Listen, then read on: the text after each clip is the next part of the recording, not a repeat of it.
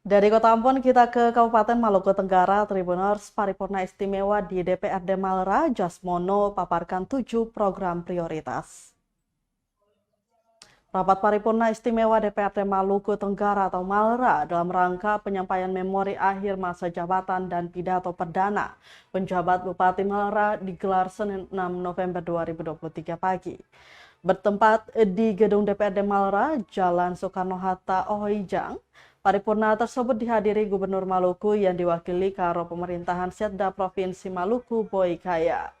Dipimpin Ketua DPRD Malra Miduri Kudubun, didampingi Wakil Ketua DPRD Yohanes Bosco Rehawarin dan Albert F. Ruan. Sehingga lanjutnya pada hari ini DPRD Malra melaksanakan rapat paripurna istimewa dalam rangka serah terima jabatan Bupati Malra kepada PJ Bupati yang telah dilantik Gubernur Maluku pada 31 Oktober 2023. Sementara itu PJ Bupati Malra Jasmono menyampaikan ucapan terima kasih yang mendalam atas jabatan yang dipercayakan Gubernur Maluku selama setahun ke depan.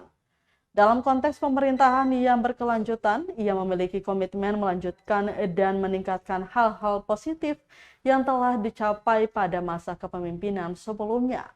Setidaknya ada 7 langkah prioritas yang telah ditetapkan selama masa kepemimpinan 2023-2024. Selanjutnya menurunkan angka kemiskinan, stunting, dan meningkatkan kualitas tata kelola kualitas pemerintahan. Dirinya juga meminta dukungan semua stakeholder pemerintahan lingkup Kabupaten Malra agar bersama-sama mensukseskan program yang telah dirumuskan selama setahun masa kepemimpinan sesuai amanat Kemendagri.